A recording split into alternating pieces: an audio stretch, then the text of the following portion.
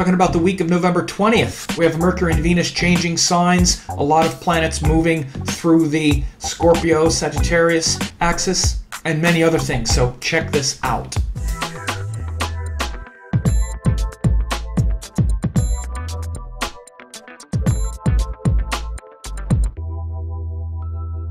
So we're talking about the week of November 20th. The moon will be going from late Scorpio to late Aquarius this upcoming week. We also have both Mercury and Venus changing signs. Around the end of the week, Mercury will go from Scorpio into Sagittarius, which shows the shift from the sort of brooding story and the sort of brooding communication style and the sort of secretive, hidden communication style of Mercury and Scorpio, which has also been good for like investigating mysteries and research and things like that, to the more fiery and hopeful and inspired Sagittarius kind of speech and whatnot. Venus will also go from Libra, where it's been for the last few weeks, into Scorpio. So Venus has been in Libra, which has been bringing, you know, this desire for accommodation and, you know, peacemaking and getting along with others, to a Scorpio nature, which has more to do with sort of that secretive, brooding kind of nature. When Venus is in Scorpio, it kind of sends the relationship equation a little bit, you know, into that, again, sort of like intense, even kind of jealous, worried nature that we need to be careful of. Instead, we have to, you know, tap into the more devotional qualities of Scorpio. And we become devotional because we see beyond just our own emotions and our own fears. So Scorpio is like the emotional fears that we have: fear of attachment, fear of losing those things that we love, that we're attached to. So Venus going from Libra, which tries to establish the relationship, to Scorpio, which is a kind of worry and fear of losing it, is also going to be happening. And these shifts happen by the end of the week. But here on Monday, the moon goes into Sagittarius around the middle of the day, and then by the end of the day, the moon is firmly established in Sagittarius, but it's also very close to Saturn. So on Monday, moon is in Scorpio for about half the day, then it crosses over into Sagittarius, and then it's joined Saturn. So Monday could be a pretty intense day, pretty heavy day, from finishing up the transit through Scorpio and in Jyeshta Nakshatra, which is about, you know, perhaps some sort of emotional battle and struggle and willfulness, to crossing over into Sagittarius in the Nakshatra of Mula, which is about uprooting our sort of, faith system. The first Nakshatra in Sagittarius is Mula, which again, where we redefine what inspires us by sort of pulling it out by the roots. Again, I just want to say this in case anyone is in that, nakshatras and signs have nothing to do with each other. Yes, they do. There's one zodiac in Vedic astrology. If you're not using sidereal signs, you should just, practice Western astrology. But if you're doing this kind of strange sort of hybrid, you're really kind of missing it. There is no scientific basis for it. The nakshatras and the rashis are directly aligned. And Mula is the first part of Sagittarius, again, because it's where we pull out by the roots, those things that are inspiring us that are not very inspiring. So the first nakshatra there is to destroy all of the fearful teachings and the worried, kind of paranoid teachings that could be remnants of Scorpio. So again, we're in this sort of crossover, and we're in this what's called Gandanta point between Jyeshta and Mula on Monday. And again, this only exists when you're using sidereal zodiac, sidereal rashis, nakshatras, as it has been described for thousands of years notwithstanding the whatever stuff is going on in that small segment of Vedic astrology where they don't use the correct zodiac. So again, we'll feel this crossover today from the Jeshta Mula. I say today because I'm recording this on Sunday night into Monday. So Monday has that sort of intense day, crossing over from Scorpio to Sagittarius. And then the next couple of, the couple days after that, on Tuesday, moon is in Sagittarius. Tuesday and Wednesday, the moon is in the Ashada nakshatras, Purva Ashada and Uttara Ashada, for the most part. And then, these Ashada nakshatras, again, they're in Sagittarius, and then the first part of Capricorn. Purva Ashada, which is the first one, is after we uproot those teachings, then we plant new seeds in Mula. Then we water those seeds, nurturing with love and devotion. And Purva Ashada, ruled by Apis, the god of the ocean. Again, this is very devotional nakshatra, this devotional section of Sagittarius. The early victories in life come from that devotion. Again, very clearly Sagittarius. Then the later victories, Uttara Ashada, shows the commitment and the focus and the adherence to time and truth and the what are called Vishwadevas, or the universal gods. This is the last part of Sagittarius and the first part of Capricorn. So again, this shows where the hope and inspiration of Sagittarius becomes the duty, focus, and commitment of Capricorn. So again, this is Uttara Ashada Nakshatra, Sagittarius to Capricorn, as it's been for thousands of years and will always be that way when you use the correct zodiacs. Just saying this because, again, those who are still kind of bamboozled or bewitched by the tropical Rashi, whatever, that whole structure is completely destroyed. So again, if you're doing Vedic astrology the way it's supposed to be done, then you have this moon crossing over from Scorpio into Sagittarius in the middle of Monday, and then for the next couple of days the moon is in Sagittarius and then crossing over with the Ashada nakshatras. Uttara Ashada takes the hope and inspiration of Sagittarius into the focus and commitment of Capricorn by the time we reach Thursday. So by the time we're in the middle of Thursday, then the moon has gone into Capricorn, where it'll be for the next couple of days, the couple of days after. So Thursday, Friday, and into Saturday, the moon is in Capricorn, and it's also joined Ketu, and all the planets are in this Kalasarpa yoga at this time.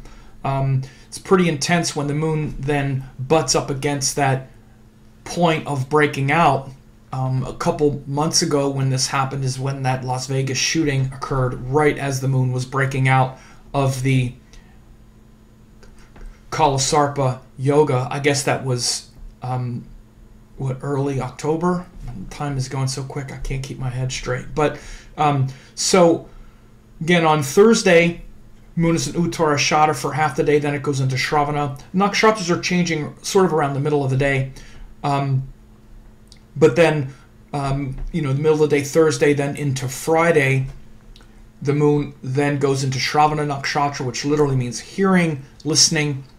It's good for music and mantra, and also for aligning our vision and our heart with others. It's ruled by Lord Vishnu, who is the pervader of the cosmos, and it shows where we're listening and we're sensitive to what others say, what's being conveyed, and this allows us to succeed and build structure in our life. Again, very much Capricorn virtues, again, as it's been for thousands of years, and it's that part of Capricorn that is about silence, stillness, peace, and manifestation. So on Friday we have that, and also, as we see, Mercury moves into Sagittarius, as I said earlier, moves from Scorpio into Sagittarius on Friday, where it's going to be for the next couple of days. You also see the moon is very close to Ketu on Friday, especially Friday night. The moon will be very close to Ketu. So look, Friday night and into Saturday, Friday night into Saturday, we could see kind of explosive activity. Hope we don't, but it could be, if not explosive externally, maybe internally. You'll feel some stress and pressure and restlessness at, by the end of the week, with Mercury moving through the Gandanta point. And again, these planets, when they pass over this section of the sky, if I go back a day, you see Mercury here on Thursday in the middle of the day, 29, 26, and then by Friday in the middle of the day, it's 026 of Sagittarius. So Thursday and Friday, Mercury is passing through this Gandanta point between Scorpio and Sagittarius. Just notice for yourself. You want to know how astrology works? Stop listening to people who want to reinvent history or whatever. Trust the thousands of years of tradition and then listen to it yourself. Track it yourself. See how you feel. See if you don't feel the change between Scorpio and Sagittarius, between Jeshta and Mula, when planets get in this Gandanta. Notice it on Thursday and into Friday. So again, and it's Mercury. So it's your speech, the story you're telling yourself, how others are communicating. Do you notice this unreliable, crazy, kind of random, sort of combustible style? That's what the Gandanta point is, and it's the Jeshta Mula Gandanta on Friday. And then, as I said, Saturday, by now you see the moon has crossed over Ketu, it's gone past. So again, on Saturday and into Sunday, we might see some kind of crazy, explosive, transformative external event in the world as the moon busts out of the Kalasarpa Yoga and moves in the higher longitude, higher than Ketu, because then it's beyond the jaws of the serpent. So you see here on Saturday, not only has, you see that the moon has passed Ketu, and it's in Dhanishta Nakshatra, which literally, Dhanishta also used to be called Shravishta, so it has this quality of wealth and value that we get from Shravana. As I said, Shravana is about listening and aligning with others to manifest, and Dhanishta literally kind of shows the manifestation that began in Shravana. This is why, like in the Rig Veda, it was called Shravishta. Then it's called Dhanishta. Again, Dhan means wealth.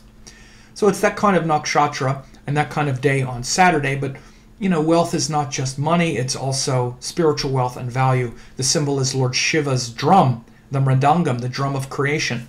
So a lot of creativity over the weekend. And on Saturday, we see that for sure with the moon in Dhanishta. And then on Sunday, we see the moon has crossed over into Aquarius. It actually crosses over in the middle of the day on Saturday, but then by Sunday it's in Aquarius fully, and in Shatabishak Nakshatra, which has to do with 100 doctors, 100 physicians. And we see Venus is now crossed over and moved into Scorpio by the middle of Sunday. So again, as I already said, the change from Venus being in Libra, as it's been for the last couple of weeks, and wanting to establish a connection with others, literally in the form of accommodating them. Because if we want to have relations with others, it's very easy. All we need to do is accommodate them. It's very easy to get along with people. Just do what they want. Just give in. Just accommodate, and you can get along. And that's what Venus is good at, accommodating. But again, it's opposite Mars. If we accommodate things that we don't actually agree with and that are against our principles, then when Venus changes, we might get irritated. And this is what the transition from Libra to Scorpio is. Accommodating, I'm okay, I'm getting along, and now it goes into Scorpio, and it's like, well, do you appreciate me? You don't even appreciate me. And the jealousy, the suspicion, the imagined fears that we've compromised too much can overtake us. So be aware of this for the next couple of weeks. Sorry to point at you. I know that's condescending. Be aware of this for the next few weeks, starting on Sunday. Venus moving from Libra into Scorpio sets off a few weeks of maybe projecting and imagining that the things that we're willing to give aren't appreciated. And then, again, the problem with Scorpio is where we don't communicate these things very well. Instead, we brood on them and we let things build up, and then all of a sudden we blow up. Explosive. We brood on things. People who have a lot of Scorpio energy need to be careful of this kind of brooding and then assuming and figuring it all out and then going at the other person and attacking them. Because we always feel justified attacking someone if we feel like they've done something to us. But again, we can build up the story that someone has done something to us before we've even talked to them about it. And in fact, they didn't do anything to us. We just held all this stuff in. And now we've created this scenario that we think they feel a certain way and we're justified in blowing up at them or something. So again, be aware of this, but you see Venus on Sunday crosses over where it's going to be in Scorpio for the next couple weeks. We see that the moon has also gone into Aquarius. Shut the Beast Shock 100 Doctors, good for healing and those kinds of things. Alternative healing on Sunday, November 26th. So, and it'll be in Aquarius for the couple of days after that. So November 26th, 27th, the moon will be in Aquarius, which will show that change from Capricorn to Aquarius, where instead of, focusing and making that inner commitment, which is Capricorn, the inner commitment to something where first we need to work through our own inner reservations, then we bring it out and we share it and we make the commitment to the world to be a better place and whatnot. First we need to make our inner world a better place before we make the outer world a better place. So we'll see that Sunday, Monday, and into Tuesday of next week. So big transformative week.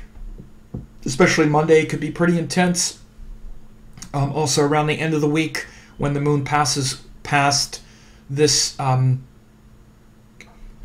Kalasarpa Yoga and we see planets changing signs, Mercury and Venus changing signs around the end of the week, and the moon moving past the Kalasarpa Yoga. Notice these things yourself. Don't just, write this stuff down and see how well it plays out. I've said a lot of specific things. People digest it once, then they don't pay any attention.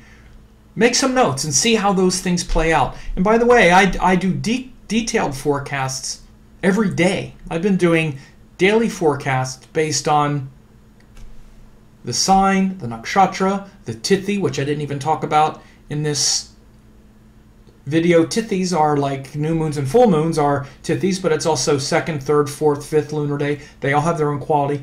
Aspects, which again I didn't really talk about, but these are like 150, 200 word forecasts each day based on these important attributes. So I just kind of went over it here, but you're free to check that out, astrologytraininglab.com. You also get a lot of free classes when you register. They're not free, it's 50 cents to register, and then you can check it out for 2 weeks. If you want to keep getting the forecast, then you can. If not, you can leave, but you also get a lot of classes, 8 hours of classes when you check it out. So besides that, I hope this was helpful.